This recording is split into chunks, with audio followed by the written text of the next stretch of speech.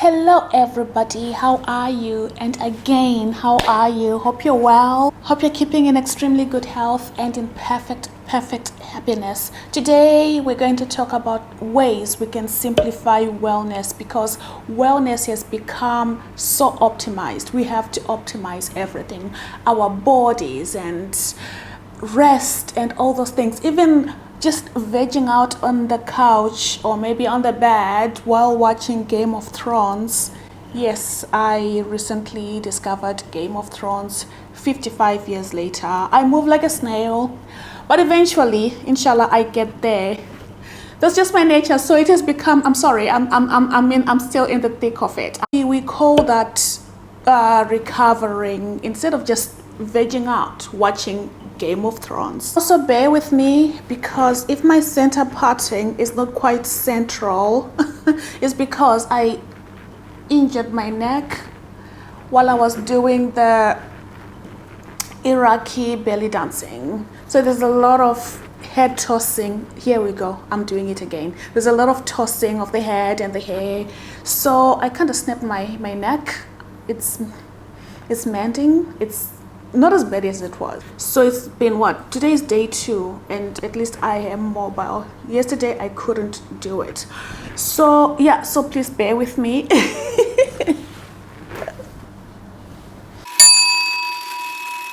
Wellness, or maybe even self-care, doesn't have to cost an Aura ring. It doesn't have to cost your Apple Watch synced to your laptop, synced to your tablet, synced to your iPad, synced to your desktop and everything else. And even with that ring, like for example, chances are your body is going to tell you that you had quality sleep by obviously your energy levels and whether you require a shot of coffee to get started, or if the bags under the eyes have their own luggage, you know, that kind of thing. So we really need to optimize that?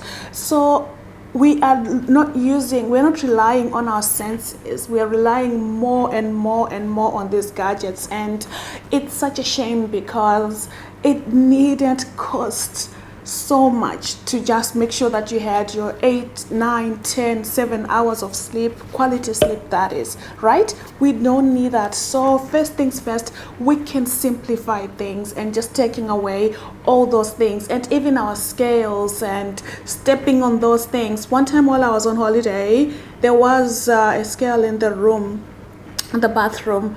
I stepped on it and it ruined my entire day. That's a day gone. It ruined it because I had never been north of 55 ever. The only time I was like past that was when I was pregnant with my Hagrid. If you want to simplify things, just look at the way your clothes fit. Just look at not just the number on the scale, because that will just ruin the mood. And yeah, we don't need that. We just need to just go back to the basics. Then we modify. It doesn't have to be something that is going to take away your joy for the day. So simplify. Not everything has to be optimized. No. Your body will tell you. The wisdom of the body is extremely crucial, and the more we rely on these gadgets, the more we are not in touch with our intuition, the more we are not in touch with our bodies, because we are constantly up here. And the sad thing with that is that it will never be enough. So all these things are designed to take away our joy, just like the internet ecosystem. It is designed to just keep on chipping away. Self-esteem is gone down the drain, self-confidence, all those things. And all that data, what can we do with that data? If you didn't sleep well, you didn't sleep well. It's actually a quote that was inspired by Jaggers. Before there was Jimmy McGill, there was Jaggers. Jaggers said to Pip, one of those moments when he was actually human, not a machine. He said to Pip, don't take everything on looks, or don't take everything on face value. Take everything on evidence. there is no better rule, and that stayed with me. Oh, that's from Great Expectations, by the way, one of my absolute favorite books. And it's true, because because of the internet ecosystem, right, where billions and billions of content is uploaded almost every minute. I think according to YouTube, they have 1 billion uploads of shorts every single day. That is a lot of information. It's a lot. And I don't think in our lifetime we were meant to consume so much at such a level. So don't take everything on looks, because we're all different. Miranda Kerr did an interview, I would say a goodish 2 weeks ago, on Christina, I don't know, some former reality star. She has a very popular, Christina, I think. She has a very popular podcast now. Like good fat. Personally, no dairy, no wheat. And she said, oh, now she doesn't eat. I don't eat kale. You don't eat kale? Hey, will you eat spinach? Mm-mm. So you really, I mean, you are super healthy. Doesn't eat eggs. And it really went viral, because so many people were like, oh my God, you used to eat those things. But she has changed, right? So we cannot take Miranda Kerr with her genetic makeup and apply that to our own lives. I love Miranda Kerr. I mean, she's at the cusp of being a Taurus. She's an Aries. She almost made it being a Taurus. I love Taurus women. I've mentioned this a couple of times. They just fascinate me, because it's a fun tool to understand women when the stars aligned, and then we were born on that realm when those stars aligned, right? And yeah, I always love to watch them and learn from them.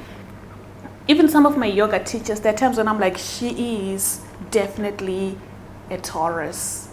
And Lord behold, when I finally find it, I'm like, oh, I knew you were a Taurus. I just knew it. So it just makes me happy. It's a silly hobby, but it just helps me understand women, and also particularly women born under my star sign. And like I said, Miranda is at the cusp of being a Taurus. And I thought to myself, and then the comments were really aggressive. Oh my God, no way, this and that. Now she's a billionaire, married a billionaire, and all those things. And I'm like, yeah, even if we do take all of that away, the thing is, we can never look like her, even if we take away the kale, of which I disagree with that. I think we all need our chlorophyll, and we all need to alkalize our systems. But whatever works for her, and I'm sure she has other things to substitute for that. We have to eat the meat and throw away the bones. Not everything is for us. We can actually, again, philosophize everything and really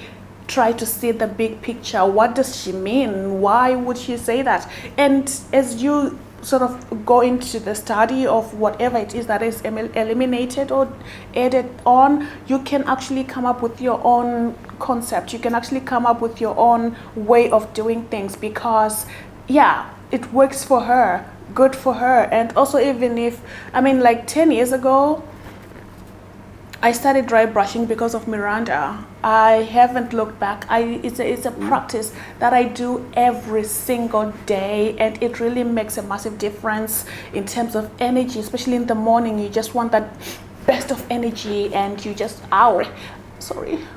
you just want that best of energy, and obviously soft skin and so many benefits, lymphatic drainage. But do I use Cora Organics? I do not. Do I wear Victoria's Secrets because I was inspired by Miranda? Absolutely. I'm wearing one right now. I'm wearing a Victoria's Secret bra right now. So take what you can. Don't take everything on face value, Rely on evidence. Do your own research and come up with your ways of simplifying and doing the best you can for your own abilities without getting angry at a almost 6-foot goddess who is naturally thin, who's going to be gorgeous forever. We can never look like her. I'm 5'4", 5'5" on a good day, given the heels. But other than that, there's nothing else. Even if I do follow the protocol, even if I do follow the diet, even if I do follow everything, I take what I can. Like with dry brushing, oh, by all means, take what you can and leave the rest for somebody else. Consistency is much better than intensity. So whatever works for you, we are all, again, different individuals. We have different weights, we have different heights, different lifestyles, different genetic makeup as well. So again, there is no one size fits all. So after you've done all you can do, number one, whatever method of moving your body is, you have to remember that it's not about shrinking your size. It's not about shrinking back into your size 2 jeans that you used to wear when you were 16. It really is not about punishing our bodies. Again, the machine has taught us to believe that it's about punishing ourselves and being a certain size. And also look at the beauty standards. Beauty standards are just meant to sell products. They're just meant to sow seeds of doubt. They're just meant to take away our self-esteem. They are meant to make us feel rubbish about ourselves, because the more rubbish we feel about ourselves, then the more the void we have to fill up, right? Forget all of that. Just think of movement as medicine and being consistent with that, because that is the medicine that is going to help with the lymphatic drainage.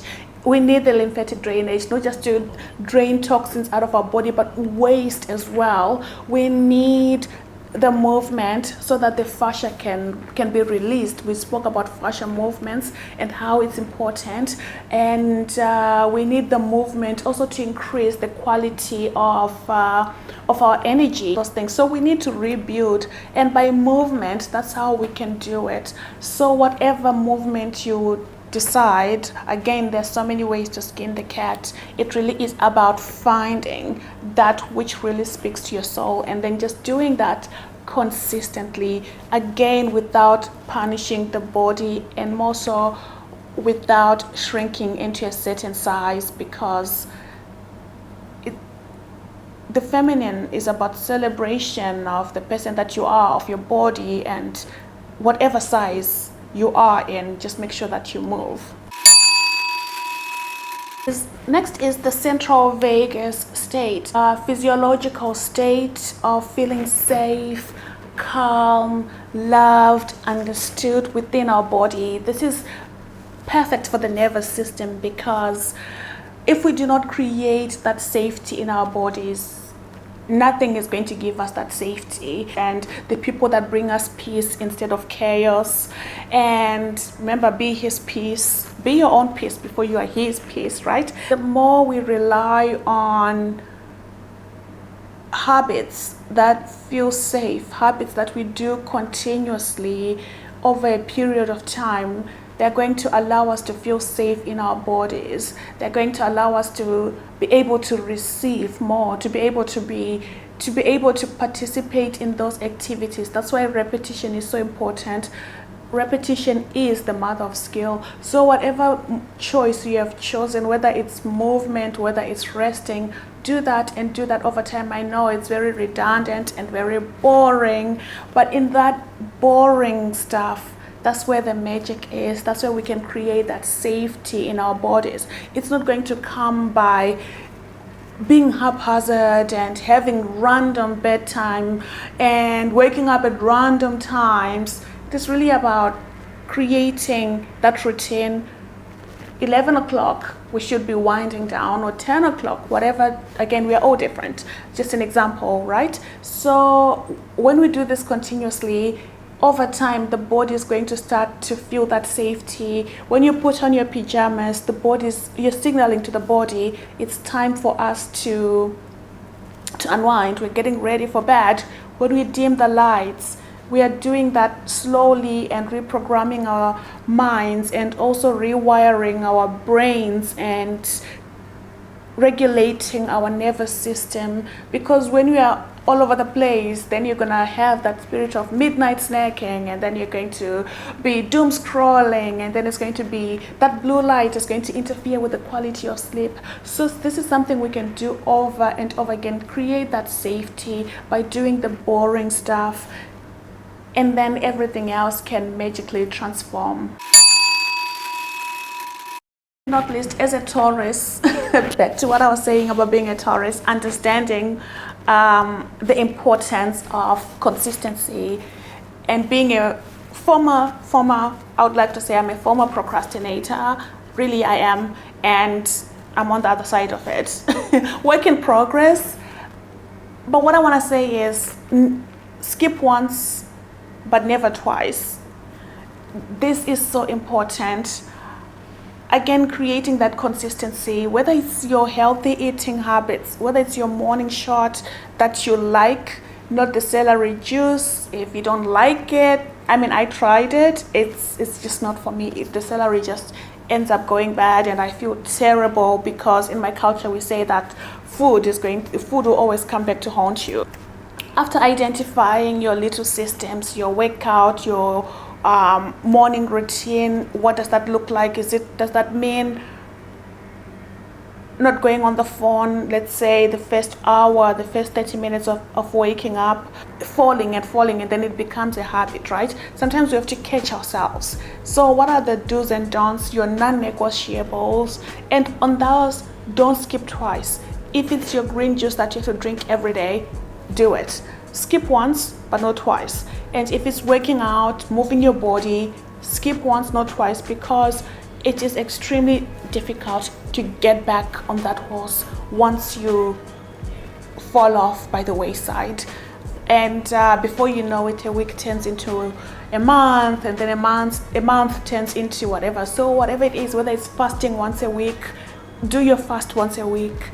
And if you skip, make sure that you don't skip 2 weeks in a row, because it's going to be difficult to restart. So anything you have to be consistent with, whether it's eating your greens, making sure that you have enough protein, skip once, never twice. It will make a massive difference, and then it will be easier for it to become a routine. And that is how we create safety in our bodies. So that love one another, take care of one another, and be kind to one another, if nothing else. I shall be seeing you in my next video. Bye.